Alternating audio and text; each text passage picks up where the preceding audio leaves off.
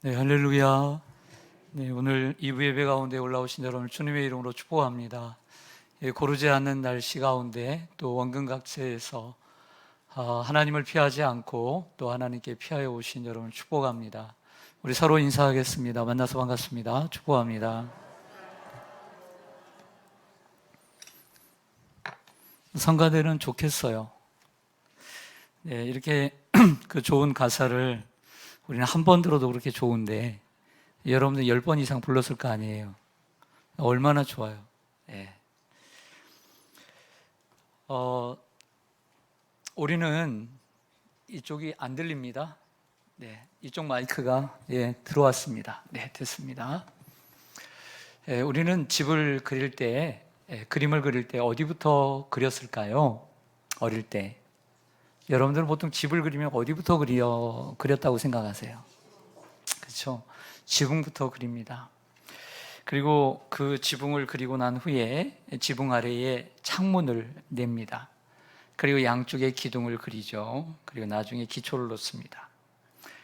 어릴 때 그 미술 시간에 집을 그리는 시간이 많았는데 항상 지붕부터 그렸던 생각이 납니다. 하지만 실제로 집을 지을 때는 어떨까요? 실제로 집을 지을 때는 지붕부터 놓지는 않죠. 맨 나중에 씌우죠. 집을 지으려면 가장 먼저 기초를 닦아야 합니다. 기초가 없는 집은 무너지기 때문입니다. 기초를 반석 위에 세운 집은 비가 내리고 그리고 홍수가 나고 폭풍이 쳐도 잘 넘어지질 않습니다. 하지만 모래 위에 세운 집은 비가 내리고 또 홍수가 나고 바람이 불면 쉽게 무너지게 되어 있습니다. 우리의 신앙도 마찬가지입니다. 우리의 신앙은 보기 좋은 지붕을 세우는 것이 아닙니다. 보기 좋은 지붕부터 세우는 것이 아니라 그 지붕보다 보이지 않는 기초가 더 중요합니다. 그렇다면 신앙의 기초는 무엇일까요? 신앙의 기초는 무엇일까? 성가대가 오늘 찬양을 잘했으니까 대답을 한번 해보세요. 네. 없으면 제가 이걸 펴서 이름을 불러야 되겠어요. 이름을 딱 부르면 자기면 답을 모르면 이렇게 대답한답니다. 안 왔습니다. 그러면 저는 이렇게 하죠. 그 안 왔다고 하신 분 일어나세요. 신앙의 기초는 예수 그리스도를 아는 것입니다. 예수 그리스도가 신앙의 기초요, 내용이요, 핵심입니다. 그래서 예수를 믿는 사람들이 예수님도 제대로 모른 채 그냥 기도만 하고 그냥 교회만 왔다 갔다 하면 예수를 제대로 믿는 게 아닙니다. 그러므로 그리스도인들은 예수 그리스도를 믿을 뿐만 아니라 말로써 예수 그리스도를 고백하고 또 사람들에게 표현하고 소개할 수 있어야 합니다.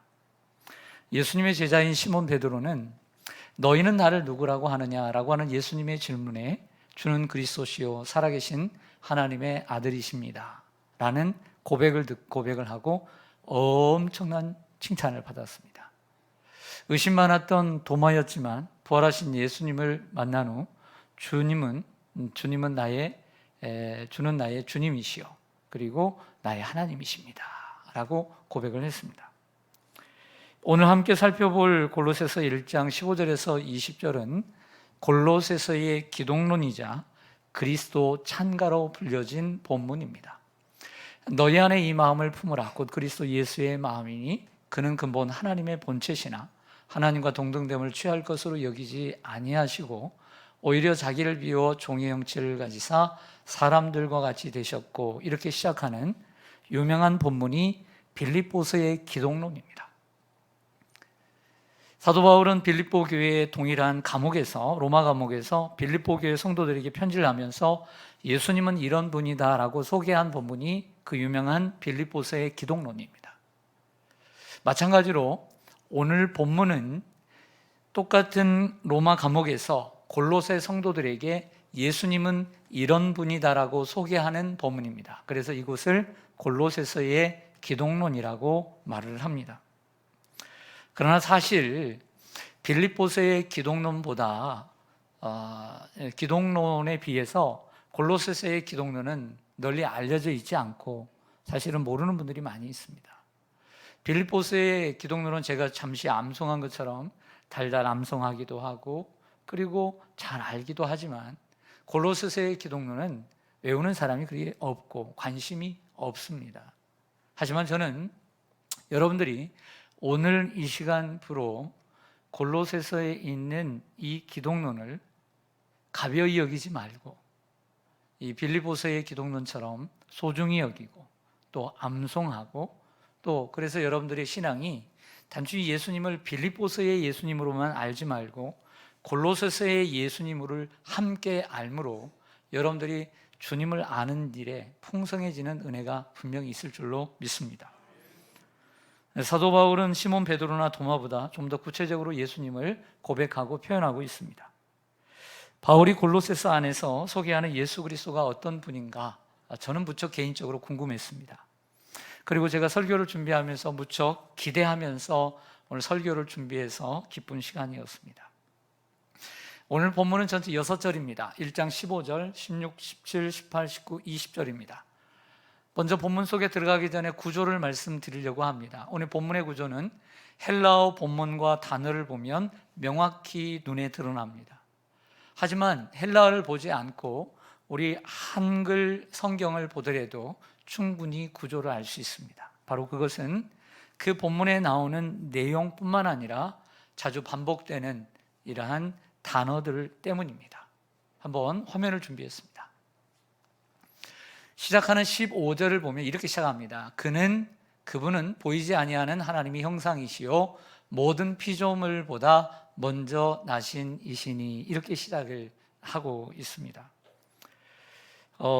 예수님을 소개하면서 보이지 아니하는 하나님의 형상과 모든 피조물보다 먼저 나신 분 해서 예수님을 하나님과의 관계 속에서 그리고 또 피조물과의 관계 속에서 규명을 하고 있습니다. 18절로 가보면 또 그는 몸인 교회의 머리시라 그가 근본이시요 죽은 자들 가운데서 먼저 나신 이시니 라고 하면서 새로운 단락이 시작되고 있음을 바울은 친절하게 보여주고 있습니다. 이 18절 이하에서는 앞에서는 하나님과 피조물과의 관계를 설명했다면 후반부에서는 예수님과 교회와의 관계를 설명하고 있음을 보여주고 있습니다. 요약하면 15절부터 17절까지는 창조 시의 예수님의 역할을 그리고 18절에서 20절은 부활 시의 예수님의 역할을 통해 예수 그리스도가 어떤 분인가를 소개해 주고 있습니다. 자, 그렇다면 사도 바울이 골로새 교회 성도들에게 소개하는 예수님은 어떤 분이었을까? 먼저 첫 번째 단락을 통해서 말씀드리겠습니다. 첫 번째는 예수님은 보이지 아니하는 하나님의 형상이다. 이렇게 소개를 합니다. 다른 곳에서 쉽게 찾아볼 수 없는 독특하면서도 탁월한 설명입니다. 따라하겠습니다. 예수님은 보이지 아니하는 하나님의 형상. 자, 형상이라고 하는 것은 눈에 보이도록 보이는 모습, 모양, 형태를 가리켜 형상이라고 얘기합니다. 예수님이 하나님은 보이지 않는데 보이지 아니하는 하나님에 대한 형상이 바로 예수님이라는 거예요. 사람이 하나님의 형상을 따라 지음받은 것과는 다른 것입니다. 사람이 하나님의 형상을 따라 하나님의 모양대로 지으심을 받았다라고 했을 때 예수님도 하나님의 형상을 따라 지음받은 피조물인가? 그런 뜻이 아닙니다. 히브리서 1장 3절의 말씀처럼 예수님은 하나님의 영광의 광채시요 그 본체의 형상이십니다. 빌립보서 2장 6절의 말씀처럼 그는 근본적으로 하나님의 본체이십니다.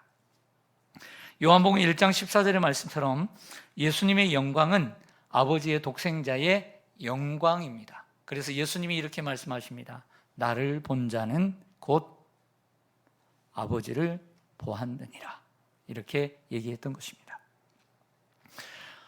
하나님은 영이시기에 우리가 눈으로 하나님을 볼 수가 없습니다. 그래서 하나님을 본 사람이 있습니까? 없습니까? 있습니까? 없습니까? 없습니다. 그래서 성경은 말합니다. 하나님을 본 사람이 없으되라고 얘기를 하는 것이죠. 우리는 하나님을 보지는 못했습니다. 그러나 우리는 이렇게 얘기해야 합니다. 우리는 하나님을 만났습니다. 우리는 하나님을 믿습니다. 우리는 하나님을 보지는 못했지만 하나님을 믿습니다. 우리는 하나님을 만났습니다. 라고 말하는 것입니다. 하나님은 영이시기에 눈에 보이지 않습니다. 그래서 누구도 하나님을 만나지 못했습니다. 그러나 하나님의 본체이신 예수님이 육신의 몸을 입고 이 땅의 사람들의 눈에 보이도록 보이지 않는 하나님을 우리에게 보이심으로 예수님을 가리켜 하나님의 형상이라고 말하는 것입니다. 예수님 안에서 보이지 아니하는 하나님이 보이게 되었습니다. 그래서 요한복음 1장 18절에 이렇게 말합니다. 본래 하나님을 본 사람이 없으되 아버지 품속에 있는 독생하신 하나님이 나타내셨느니라. 아멘. 예수님이 오셔서 하나님을 보여주셨다라고 얘기합니다. 장로교회 창시자 존 칼빈은 바울이 예수님을 이 골로새서에서 보이지 아니하는 하나님의 형상이라고 묘사한 이유를 그의 주석에서 이렇게 기록해 줍니다. 한번 들어보세요. 하나님은 그리스도를 통해서 우리가 거울로 보듯 그를 바라볼 수 있는 방법으로 우리에게 드러나셨다. 왜냐하면 그리스도 안에서 우리에게 그의 의로움, 선하심, 지혜, 권능을 보여주셨기 때문이다. 예수님을 통해서 하나님의 권능과 하나님의 의로움과 하나님의 지혜로움과 하나님의 선하심이 보이셨다라고 하는 것이죠. 요약하면 하나님은 그리스도 안에서 그의 온전한 자신을 우리에게 보이셨다. 가장 중요한 단어입니다. 그의 온전한 자신.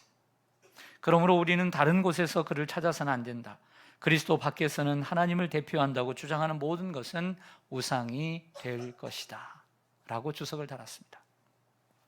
두 번째로 바울은 고로새 성도들에게 이렇게 소개합니다. 예수님은 모든 피조물보다 먼저 나신 분이다. 따라서 하겠습니다. 예수님은 모든 피조물보다 먼저 나신 분이다. 예수님이 보이지 아니하는 하나님의 형상이라는 것은 예수님과 하나님과의 관계를 알려주는 것입니다. 두 번째로 예수님이 모든 피조물보다 먼저 나신 분이라는 것은 예수님과 피조물과의 관계를 알려주는 본문이죠. 예수님이 모든 피조물보다 먼저 나셨다는 것은 모든 피조물보다 가장 먼저 창조되었다는 뜻이 아닙니다. 바로 16절에 덧붙이듯이 만물이 그에게 창조되었기 때문에 예수님은 피조물이 아닌 창조주이신 줄 믿습니다. 만물보다 먼저 나셨다는 것은 하나님께서 첫째 날에 빛을 만드실 때 그 전에 가장 먼저 예수님을 만드셨다는 얘기가 아니에요. 16절에 말하고 있는 것처럼 만물이 그에게서 지으심을 받았기 때문에 예수님은 피조물이 아니라 창조주이십니다. 잘 아는 요한복음 1장 2절에서 3절, 우리 잘 아는 말씀이니까 여러분들이 읽어주시기 바랍니다. 시작.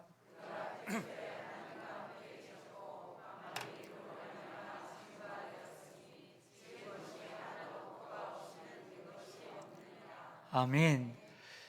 요한복음 1장은 로고스이신 예수님을 소개함으로 시작이 되죠. 태초에 말씀이 계시니라. 이 말씀이 곧 하나님과 함께 계셨으니 이 말씀이 곧 하나님이시니라. 그가 태초에 하나님과 함께 계셨고 만물이 그로 말미암아 지은 바 되었다. 요한은 예수님이 창조주이심을 밝히고 요한복음을 시작하고 있어요. 이 히브리서 1장 2절로 가겠습니다. 이 모든 날 마지막에는 아들을 통하여 우리에게 말씀하셨으니 이 아들을 만유의 상속자로 세우시고 또 그로 말미암아 모든 세계를 지으셨느니라. 구약 시대에는 하나님께서 자신을 여러 모양과 여러 형상으로 또 말과 또 환상 가운데 꿈으로 보이셨지만 선지자에게 또 말씀하셨지만 마지막 때가 참에 신약 시대에는 예수님을 통해서 예수님이 이 십자가에 예수님이 몸으로 이 땅에 오심으로 말미암아 하나님이 완전히 보여주셨다는 거예요. 하나님을. 근데 이 아들을 만유의 상속자로 세우시고 그로 말미암아 모든 세계를 지으셨다. 여러분, 태초에 하나님이 천지를 창조하시니라, 창세기 1장 1절만 가지고 하나님이 창조주라고만 알면 안 돼요. 요한복음 1장과 히브리서 11장을 통해서 예수님이 이러한 창조 사역에 함께 하셨고 예수님이 창조주라고 하는 것을 알 때 온전한 성경 지식을 갖고 있는 거예요. 할렐루야. 이게 중요한 구절입니다. 예수님께서는 모든 피조물보다 먼저 나셨다는 것입니다. 그분이 모든 피조물에 대하여 절대 주권과 권세를 행하시는 하나님의 맏아들이시고 만유의 상속자로 세우셨다는 뜻입니다. 우리가 만유의 주제 존귀하신 예수 이런 찬양을 부릅니다.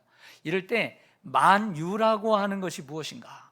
만유라는 것은 우리가 찬양을 부를 때 그냥 부르면 안 돼요. 그래서 만유라는 단어가 정확하게 내 머리에 들어있지 않으면 보고 배워야 돼요. 만유란 우주에 존재하는 모든 것을 만유라고 해요.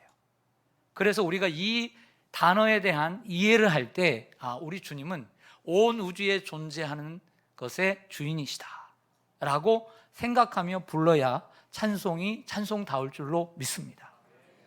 만유의 상속자로 세우셨어요. 만유의 장자로 세우셨다.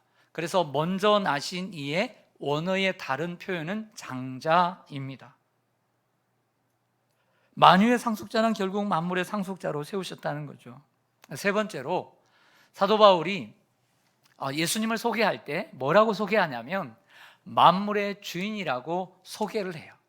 여러분, 제가 이러한 정의들을 본문에 나오는 것도 있지만 본문에 나오지 않는 정의들을 여러분들에게 어떻게 하면 쉽게, 그리고 오늘 본문과 딱 들어맞는 정확한 것을 아주 간단 명료하게 간결하게 하려고 생각을 많이 해요.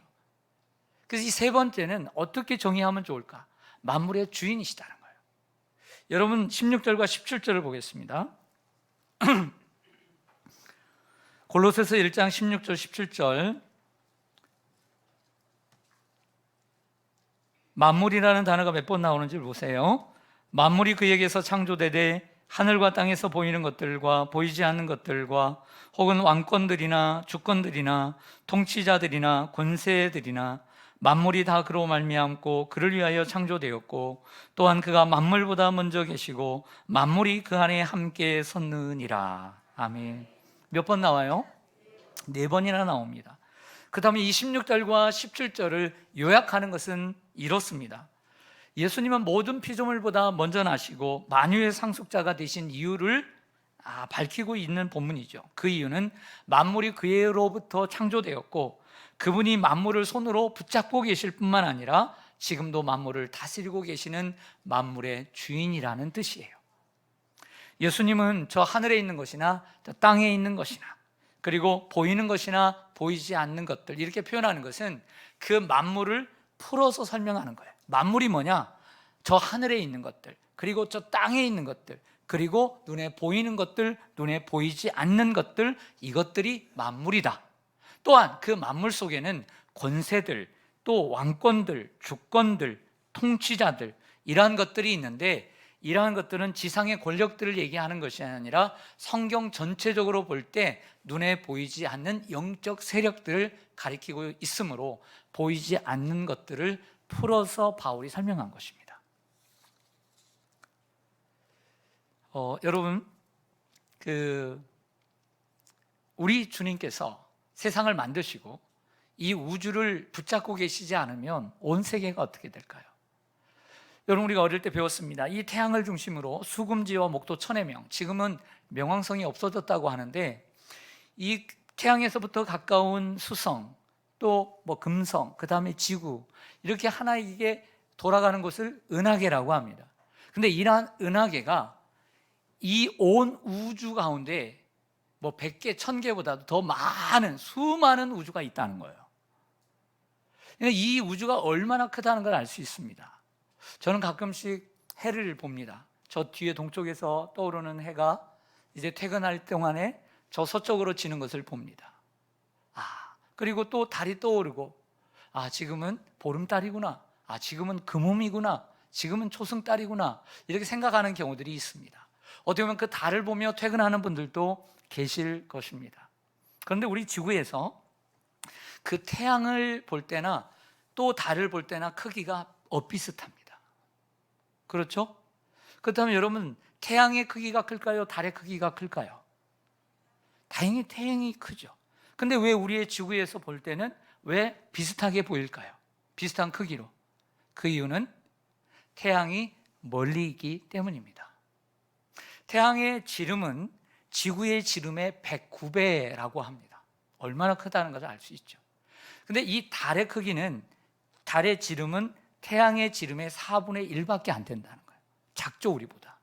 그러나 똑같은 크기로, 비슷한 크기로 보이는 것은 달은 가까이 있고 태양은 저 멀리 있기 때문입니다. 그래서 공부해 봤습니다. 그렇다면 지구에서 태양까지의 실제 거리는 얼마나 될까? 1억 5천만 킬로미터입니다. 1억 5천만 킬로미터.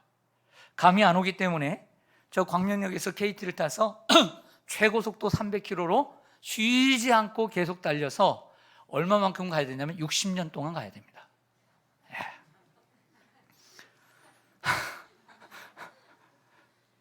지구에서 그러면 달까지의 거리는 얼마냐? 38만 4천 킬로미터입니다. 이번에 참 우리가 경사가 있었습니다. 경사스러운 날이 있었는데 8월 달에 우리나라에서 세계에서 7번째로 달 탐사 교도선 다누리호를 발사에 성공을 했습니다. 아직 달까지는 도착하진 않았지만 거기에 도착할 때까지 얼마나 걸릴까요? 이 다누리호가 4개월 반 걸립니다. 직선거리로 가는 것이 아니라 다른 이유가 있어서 돌아갑니다. 직선으로 가면 더 빨리 가겠죠. 그런데 여러분, 그렇다면 우리가 달까지 이제서 가게 됐는데, 세계에서 7번째로 가게 됐는데 태양까지 가려면 얼마나 걸릴까요? 지구에서 달까지의 가는 거리에 40만 배예요. 40만 배. 계산할 필요가 없죠. 이렇게 멀리 떨어진 태양인데, 태양이 조금만 가까이 지구로 오면 우리는 더워서 다 죽습니다. 그리고 달이 우리에게서 좀 더 가까이, 우리에게 더 가까이 다가오면 우리가 더 얼어서 추워서 죽습니다. 이 모든 것을 관할하신 분이 하나님이십니다. 온 세계는 우연히 대폭발로 인해서 세상이 만들어진 게 아니에요. 사람이 유전으로, 원숭이가 사람이 된 게 아니에요. 하나님이 만드신 거예요. 할렐루야. 우리의 이 지구가 기울어 있다는 걸 아시죠? 지구가 돈다는 것도 17세기에는 알았으니까. 우리도 몇 도 기울어져 있어요. 우리 젊은이들 여기 많으니까. 23.5도 기울어져 있어요. 23.5도 기울어져 있으면서 돌아요. 근데 스스로 도는 것을 자전이라고 해요. 스스로 도는 것을 자전이라고 하는데, 이 지구가 한 바퀴 돌아서 원위치로 오는 그 시간이 24시간이에요. 그래서 24시간이 되는 거예요. 근데 이 스스로 도는 자전뿐만 아니라 계속 돌면서 태양을 주위로 계속 돌게 됩니다. 이걸 공전이라고 해요. 한 바퀴 도는데 얼마 걸릴까요? 365일, 1년 걸립니다. 그래서 이 기울어진 지구가 빙빙 하루에 한 번씩을 돌고, 그리고 1년을 돌면서, 태양을 돌면서 자전과 공전을 하면서 이렇게 하는 거죠. 더 놀라운 것은 이러한 이 자전을 하는 속도가 이 우리가 지금 지구가 돌고 있습니다. 도는 속도가 초속 430m고요. 그리고 1시간에 1600km를 지금 돌고 있어요. 예. 별로 재미없어 하니까 그만하겠습니다. 공전의 속도는 3부 시간에 공개하겠습니다. 무슨 얘기냐면, 우리 주님이 세상을 만드실 뿐만 아니라 이 세상을 얼마나 오묘하게 정확하게 이끌어 가시냐를 봐야 한다는 것이죠. 뿐만 아니라 우리 주님은 우리의 몸인 머리끝에서 발끝까지를, 소우주를, 우리의 모든 장기와 눈에 보이는 것과 보이지 않는 우리의 소우주를 발끝부터 저 머리끝까지 우리의 생명과 또 우리의 호흡까지 늘 주관하고 계신 줄 믿습니다. 그분이 우리의 주인이십니다. 사도 바울이 소개하는 것은 이것입니다. 모든 만물의 주인이 하나님이시다. 그래서 우리는 겸손하게 그분 앞에 늘 그분이 내 삶의 주인인 것을 인정해야 될 줄로 믿습니다. 저는 앞에서 이런 말씀 드렸습니다. 우리가 적어도 그리스도인이라면 신앙의 핵심인 예수 그리스도를 알아야 한다. 예수 그리스도를 바르게 아는 것이 반석 위에 집을 짓는 사람과 같은 것이다. 그리고 우리는 말로써 사람들에게, 바울이 골로새 성도들에게, 또 믿지 않는 사람들에게 예수를 소개한 것처럼 우리는 말로써 예수 그리스도가 누구인지를 표현하고 소개할 수 있어야 합니다. 지금까지 바울이 표현한 예수님은 먼저 보이지 아니하는 하나님의 형상, 모든 피조물보다 먼저 나시니, 그리고 만물의 주인이라고 소개하고 있습니다. 그게 두 번째 단락으로 가서 바울은 예수님이 몸인 교회의 머리이시고 죽은 자들 가운데서 먼저 나신 분이라고 소개합니다. 18절을 좀 보실까요? 18절을 한번 읽어주시기 바랍니다. 성경 시작.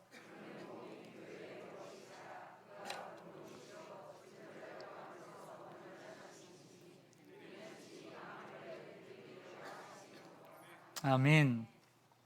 바울은 15절에서 예수님은 보이지 아니하는 하나님의 형상이요 모든 피조물보다도 먼저 나신 이라고 소개를 했습니다. 근데 오늘 18절에 가서는 그는 몸인 교회의 머리이시고 죽은 자들 가운데서 먼저 나신 이라고 서로 대칭을 이루면서 말을 하고 있는 거죠. 사도 바울은 창조에서 부활로, 그리고 만물이라는 소재에서 교회라는 소재로, 그리고 하늘에서 땅으로 그 이치를 이동시키고 있습니다. 15절에서 17절은 예수님께서 저 하늘에서 계실 때 세상을 창조하시고 만물의 주인으로서 세상을 다스리시는 분이심을 얘기했다면, 후반부 석절에서는 예수님이 육신의 몸을 입고 이 땅에서 오셔서 십자가에 죽으시고 부활하심으로 인류의 죄의 문제를 해결하시고 교회의 머리가 되시며, 그리고 하나님과 우리 사이에 화목제물이 되어주셔서 우리의 영원한 주가 되셨다라고 하는 것을 얘기하는 것입니다. 앞에서는 하늘에서의 예수님의 역할을, 뒤에서는 이 땅에 오셔서 육신의 몸을 입고 오신 예수님의 역할을 강조하므로 하나님은 창조주이시고 이 만물의 주인이시며, 그리고 예수님은 부활의 주님이시며 구원자라고 하는 것을 동시에 말씀하고 있습니다. 여러분들이 이렇게 이해하실 때 이 골로새서의 기독론을 읽고 암송하는데 많은 도움이 되리라고 생각합니다. 자, 그럼 구체적으로 두 번째 단락에서 생각해 보겠습니다. 네 번째로, 바울은 예수님은 몸인 교회의 머리라고 소개합니다. 예수님께서 친히 십자가에 피 흘려 세우신 기관이 교회입니다. 그래서 교회를 그리스도의 몸이라고 하는 것입니다. 그 예수 그리스도를 나의 주 나의 하나님으로 믿고 고백하는 성도들이 그리스도의 몸인 교회를 구성합니다. 그래서 성도들이 몸의 지체들이 되고 그리스도는 그 몸의 머리가 되십니다. 머리는 몸을 주관하고 관할하고 또 통제하는 기관입니다. 그러므로 예수님은 교회를 주관하시는 머리이시고, 교회는 그 그리스도의 다스림을 받고 그분의 명령에 순종해야 합니다. 바로 그것이 그 교회가 진정한 그리스도의 교회입니다. 다섯 번째로, 사도 바울은 이렇게 표현합니다. 예수님은 죽은 자들 가운데서 먼저 나십니다. 앞에서는 모든 피조물보다 먼저 나신 분이다 했는데, 이번에는 모든 죽은 자들 가운데서 먼저 나십니다. 예수님은 십자가에 못 박혀 죽으시고 장사한 지 사흘 만에 부활하셨습니다. 그래서 고린도전서 15장 21절의 말씀처럼 그런 죽은 자들의 첫 열매가 되셨습니다. 잠자는 자들의 첫 열매가 되셨습니다. 그리고 예수님이 재림하실 때 그를 믿는 자들이 함께 일어나 부활하게 될 줄로 믿습니다. 요한복음 11장 25절 26절 잘 아는 말씀이니까 우리 같이 읽습니다. 시작. 예수께서 이르시되 나는 부활이요 생명이니 나를 믿는 자는 죽어도 살겠고 무릇 살아서 나를 믿는 자는 영원히 죽지 아니하리니 이것을 내가 믿느냐. 아멘. 예수님이 좋아하시는 베다니의 나사로 가정에 있었습니다.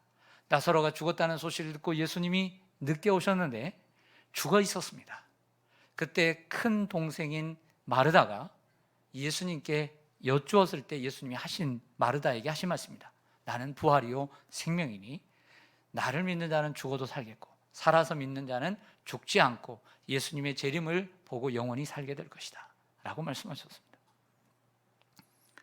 여섯 번째로 바울은 예수님은 만물의 으뜸이라고 소개합니다. 따라서 하겠습니다. 예수님은 만물의 으뜸. 18절 하반절에 보면 이는 친히 만물의 으뜸이 되려 하심이요 라고 했습니다. 여기서 이는 이라는 단어는 우리나라 말로 그리하여 라는 뜻으로 예수님께서 죽은 자들 가운데서 먼저 나신 결과를 알려줍니다. 자, 이 본문이 좀 어려울 수 있습니다. 죽은 자들 가운데서 먼저 나신 분이시니 이는 친히 만물의 으뜸이 되려 하심이요. 이것을 좀 더 명확하게 설명하기 위해서는 빌립보서의 기독론을 가져올 필요가 있습니다. 이러므로 하나님이 그를 지극히 높여 모든 이름 위에 뛰어난 이름을 주시고 또 하늘에 있는 자들과 땅에 있는 자들과 땅 아래에 있는 자들로 모든 무릎을 예수의 이름에 꿇게 하시고 모든 입으로 예수 그리스도를 주라 신하여 하나님께 영광을 돌리게 하셨느니라. 빌립보서의 기독론의 후반입니다. 예수님이 십자가에 죽으셨지만 하나님이 그를 지극히 높여 모든 이름 위에 뛰어난 이름을 주셨어요. 모든 만물의 으뜸이 되게 하셔서 하늘에 있는 자들과 땅에 있는 자들과 땅 아래에 있는 자들로 모든 무릎을 예수의 이름에 꿇게 하시고 모든 입으로 예수 그리스도를 주로 신하여 하나님 앞에 영광이 되게 하셨습니다. 바로 이것이 만물의 으뜸이 되게 하시기 위한 하나님의 계획인 줄 믿습니다. 그러나 사실 한번 생각해 보죠. 예수님은 이미 이 땅에 오시기 전에 저 하늘에서 만물의 으뜸이셨습니다. 만물을 창조하시고 만물을 다스리신 분이 만물의 으뜸이시죠. 하지만 우리 인간을 구원하시려 이 땅에 육신의 몸을 입고 오셔서 십자가에 죽으시고 부활하심으로 사람들에게 만물의 으뜸이신 것을 공식화했던 것입니다.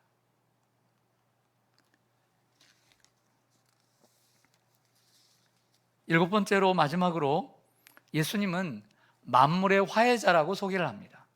따라서 하겠습니다. 예수님은 만물의 화해자. 네.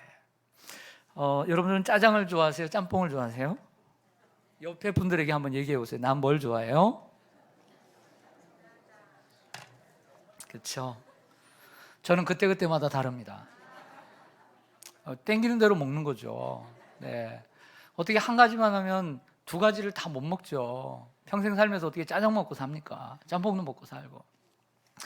어떤 가정이 이제 중국집에 갔습니다. 돈이 많은 걸 보고 아빠가 얘기했습니다. 두 글자 된 메뉴만 선택하라고. 그러니까 두 글자는 뭐 있어요? 뭐 우동, 짜장, 짬뽕. 하여튼 비싼 건 몇 글자예요? 세 글자죠. 그랬더니 머리 좋은 이 아들이 이렇게 얘기했다고 합니다. 탕수육. 탕수육이니까 몇 글자예요? 두 글자잖아요. 그래서 탕수육을 먹었다고 합니다. 먹으려면 이처럼 좀 지혜로워야 합니다. 탕수육을 시키면 탕수육 재료와 함께 그 돼지고기를 튀긴 것과 함께 소스가 함께 나옵니다. 여러분들 어르신들 이렇게 알아두면 좋습니다. 그것을 그대로 그냥 젓가락으로 하나씩 찍어 먹는 것을 뭐라고 불러요? 찍어 먹기에 정말 찍먹이라고 그러죠. 근데 좀 나는 텁텁하게 먹는 것보다 좀 그렇게 먹고 싶다 그러면 완전히 부어가지고 먹어요. 이걸 뭐라고 그래요? 부어 먹기에 준말입니다. 알아두시면 좋습니다. 네. 바울은 예수님을 소개하면서 마지막으로 이 단어를 많이 씁니다. 화목, 화평입니다. 단어 하나 올려드릴게요. 화목이라는 단어를 많이 씁니다. 예수님은 하나님과 인간을 화목하게 하시려고 화목제물로 오셨죠.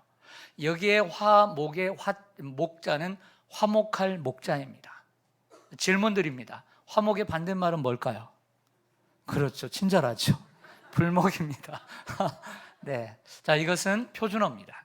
우리 젊은이들이 또 공부를 하면서 또 회사에 다니면서 알아두면 좋은 단어가 불목이에요. 불목이란 화목하지 아니한 것을 불목이라고 합니다. 그 다음에 예수님이 이 땅에 화목하게 하시려고 오신 것은 이전에 하나님과 우리 사이가 뭐 했다는 거예요? 불목했던 것이죠. 어느 한 시점에서 하나님과 우리 사이가 불목했던 그 순간이 있었던 거죠. 성경은 그 시간을 가리켜 아담의 불순종이다, 아담의 죄악이라고 얘기를 합니다. 그런데 하나님이 예수님을 이 땅에 보내셔서 십자가의 피로 화평을 이루시고 그로 말미암아 모든 만물과 화목하게 되기를 기뻐하셨습니다. 그래서 예수 그리스도를 두 번째 아담이라고 부릅니다.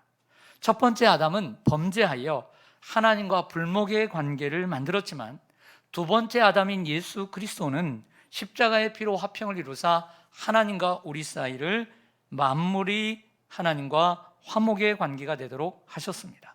그래서 예수님을 이러한 만물의 화해자라고 소개하고 있는 거죠. 여러분들 성경 19절과 20절 같이 읽겠습니다. 골로새서 1장 19절 20절 이런 부분을 제가 설명했던 것입니다. 시작. 아버지께서는 모든 충만으로 예수 안에 거하게 하시고 그의 십자가의 피로 화평을 이루사 만물 곧 땅에 있는 것들이나 하늘에 있는 것들이 그로 말미암아 자기와 화목하게 되기를 기뻐하심이라. 아멘. 하나님은 자신을 예수 그리스도에게 다 주셨어요. 네가 다 나다 라고 세상을 보내신 거죠. 그래서 십자가의 피로 화평을 이루사 그로 말미암아 세상 모든 만물이 하나님과 화목하게 되기를 하나님이 기뻐하셨어요. 주어는 18절에 나오는 19절에 나오는 하나님이에요. 하나님. 그리고 마지막 동사는 기뻐하신 그 주체는 하나님이십니다. 하나님이 기뻐하셨어요.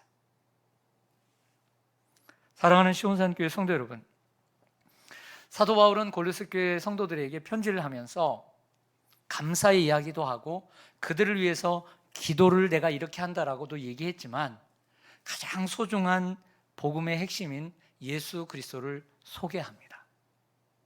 이 골로새서의 이 기독론은 빌립보서의 기독론 못지않게 정말 중요하고 우리가 소중히 여겨야 하는 소중한 말씀인 줄로 믿습니다. 앞에서도 말씀드렸듯이 우리는 그리스도인은 예수 그리스도를 믿고 고백할 뿐만 아니라 사도 바울처럼 믿는 사람들에게, 처음 예수를 믿는 사람들에게 소개도 해줘야 하고, 아니면 하나님을 멀리 떠나서 하나님을 알지 못하고 복음을 듣지 못한 이들에게 소개해 줘야 하고 표현해야 할 수 있어야 함을 바울은 우리에게 가르쳐 주었습니다. 그래야 진정한 그리스도인이 되고 흔들리지 않는 신앙인이 될 수 있습니다. 여러분 그렇지 않아요? 그냥 머리로만, 듣기로만, 머리로만 믿어서는 안 돼요. 사람이 마음으로 믿어 의에 이르고 입으로 시인하여 구원에 이르느니라. 여러분 우리의 자녀들이 모태신앙이라고 가정해 봅시다. 그런데 너 예수님 믿니? 그러니까 믿어요. 예수님이 누구니? 근데 말을 못해. 20년을 배우고 10년을 배웠는데 말을 못해. 그 자녀의 신앙을 어떻게 믿어요? 근데 믿고 싶죠. 그러나 자기의 그 입으로 20년, 30년을 믿었는데 예수 그리스도를 고백하지 못하고 소개하지 못하고 표현하지 못하는 그 자녀의 믿음을 어떻게 얼마만큼 우리가 신뢰할 수 있겠습니까?